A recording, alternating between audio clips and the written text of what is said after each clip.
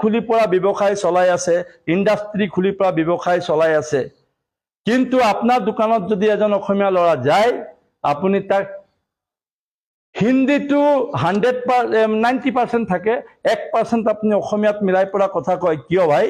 আপোনালোকে যেতিয়া ইয়াত থাকিছে, ইয়াত ব্যৱসায় কৰিছে, ইয়াৰ হাৱা পানী খাইছে আৰু ইয়াত ব্যৱসায় কৰি কোটি কোটি টকা ঘটিছে, তেতিয়া কি অসমীয়া ভাষাটো শিকাৰ আমাৰ অধিকাৰ নাই নেকি?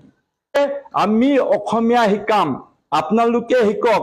প্ৰয়োজন হলে দেওবাৰে দেওবাৰে ঠাকুৰবাৰীত আপোনালোক আহক। ৰাইজে কৈছে কোন কোন, মই ব্যক্তিগত নাম কাৰো নকওঁ, আপোনালোক আহক, আমি আপোনালোকক অসমীয়া ভাষা শিকাম, প্ৰাথমিক জ্ঞানটো দিম।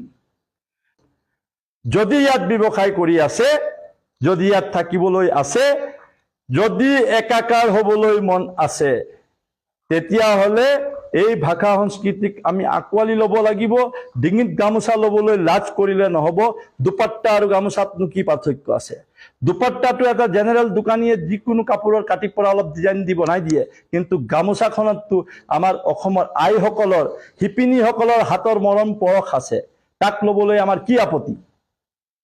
মোৰ এইটো প্ৰশ্ন।